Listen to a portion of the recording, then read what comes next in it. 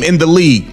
That don't matter when you standing in front of Caitlin Clark, Tiffany Hayes. I'm sorry. And all that yapping you was doing, that don't help, and that's not gonna stop her. If anything, you just gonna piss her off, and she really gonna destroy you like she did. That's all that was. Don't try to say, oh, it's because of us and no one else. Nah. There is no defense for somebody pulling up from half court. There is no defense for that. There's nothing you could do, Tiffany. There's an unspoken rule at the highest level of professional sports: never provoke a superstar built for pressure. The greatest athletes don't just respond to challenges, they weaponize them. And under the bright lights of national television, veteran guard Tiffany Hayes made the mistake of testing Caitlin Clark in a battle she was never prepared to win. What followed wasn't simply a 90-82 loss for the Golden State Valkyries.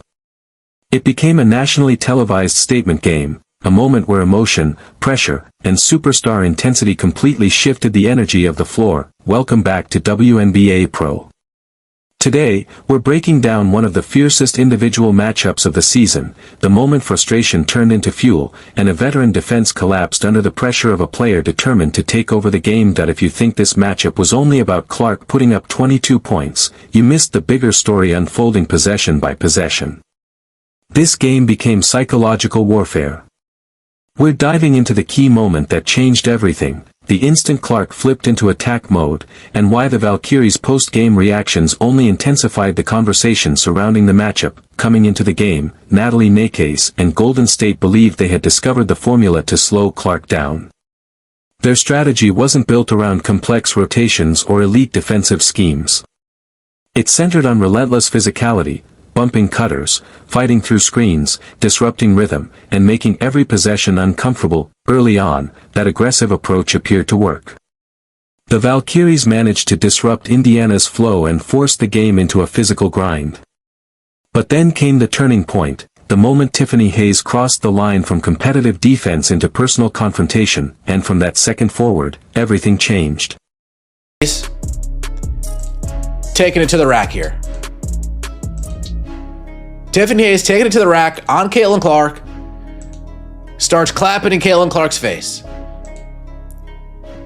Takes it to the rack on Caitlin Clark, starts clapping in Caitlin Clark's face, jaws at her right after.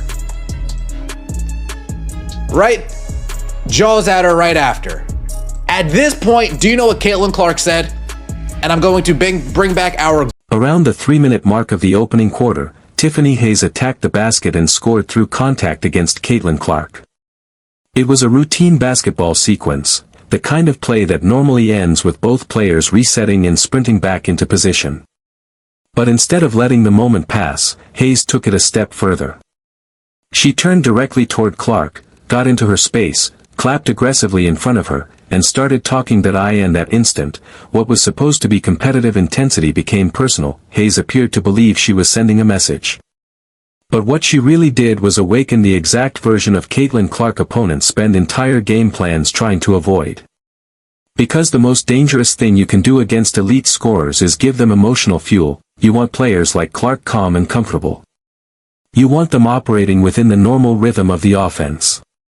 What you never want is to ignite that killer instinct, the relentless mentality that turns great players into unstoppable forces. But after that confrontation, Clark's entire energy shifted. The game stopped feeling like a regular season matchup and started feeling personal. Every possession became sharper. Every shot carried intention. Every defensive breakdown by Golden State suddenly turned into another opportunity for Clark to punish them, and what followed wasn't reckless emotion, it was controlled destruction. Clark responded the way superstars do, not with arguments, not with theatrics, but with execution. She attacked the defense with confidence, dictated the tempo, and completely flipped the momentum of the game. The more pressure the Valkyries applied, the more composed and dangerous she became. What Tiffany Hayes thought was intimidation ultimately became motivation. And by the end of the night, the psychological battle had completely swung in Indiana's favor. Not only did Caitlin Clark shoot it over her, she shot it over... Take a look at this. Take a look. She shot it over her and takes like an extra step and a half in Tiffany Hayes' direction to let her know you ain't shit. She takes an extra step and a half, boom, shoots it from the logo, lands, takes a couple extra steps just so Tiffany Hayes can feel her. And let us know, yeah, you ain't shit. You ain't shit. Oh yeah, that's right. It's just me and you. The game, game on. Game the Then came the defining moment of the entire matchup. Caitlin Clark brought the ball up the floor and found herself isolated against Tiffany Hayes. No screen. No hesitation. No attempt to reset the offense. Clark calmly stepped several feet beyond the three-point line, deep near the logo, and launched a heavily contested shot directly over Hayes' defense, nothing but net, but the shot itself was only part of the statement. After the ball dropped cleanly through the rim, Clark stayed in the moment. She took an extra step toward Hayes, stared her down, and made it crystal clear that the earlier confrontation had not been forgotten. The energy completely shifted. The confidence, the swagger, the emotion.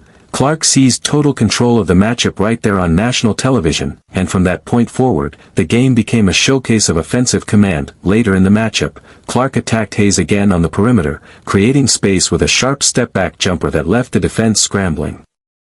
Possession after possession, she dictated the pace, manipulated the coverage, and forced Golden State into uncomfortable rotations, but beyond the emotion and theatrics, the numbers told the real story. Before the confrontation with Clark, Hayes opened the game a perfect 4 for 4 from the field. She looked comfortable, aggressive, and fully in rhythm offensively. But after Clark's deep three and emotional response, the momentum shifted dramatically. Hayes finished the remainder of the game shooting just 3 for 9 from the field. Her offensive rhythm disappeared, and several of her later drives looked rushed and out of sync as Indiana's defense tightened around her. Meanwhile, Clark continued growing more confident with every possession, feeding off the intensity of the moment rather than shrinking from it. That's what separates elite competitors from everyone else.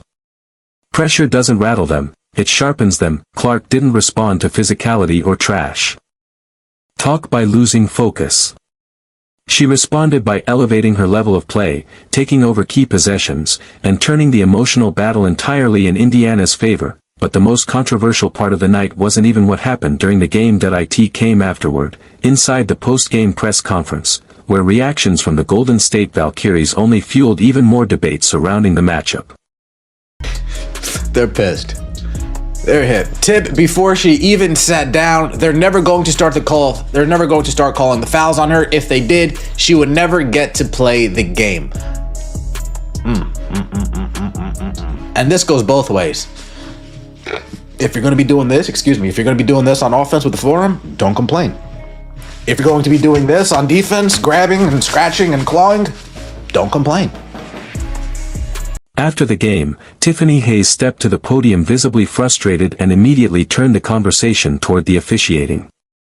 She suggested that referees were reluctant to call fouls involving Caitlin Clark, implying Clark benefits from a different whistle than most players in the league, and that comment instantly intensified the debate surrounding the entire matchup, because from the outside looking in, the physicality throughout the game was obvious on both sides.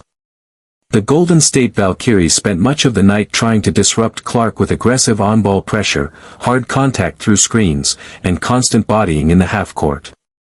It was clearly part of their defensive strategy: make Clark uncomfortable, force her into difficult possessions, and test her composure for 4 quarters. But the problem for Golden State was that the strategy eventually backfired. Instead of rattling Clark mentally, the pressure seemed to sharpen her focus. The more emotional the game became, the more aggressive and confident she looked offensively. She answered physical defense with deep shooting, playmaking, and relentless confidence, ultimately helping lead the Indiana Fever to a huge 90-82 victory. That's what made the post-game reactions so polarizing. Critics viewed Hayes' comments as frustration after a matchup that slipped away late, while supporters argued the officiating consistency deserved discussion. But regardless of where fans stand, one thing became undeniable: Clark once again proved she thrives under pressure. You can challenge her physically. You can try to disrupt her rhythm. You can talk, bump, and crowd her for 40 minutes. But when the intensity rises, Clark has repeatedly shown an ability to elevate her game instead of shrinking from the moment, and that's exactly why games involving Caitlin Clark continue dominating the conversation around the WNBA. Every matchup becomes bigger than basketball, part competition, part psychological battle. And part statement about the league's new era of superstar attention and pressure. This is WNBA Pro. If you want more high-energy breakdowns, emotional rivalries, and deep analysis behind the biggest moments in women's basketball, make sure to subscribe and join the conversation below.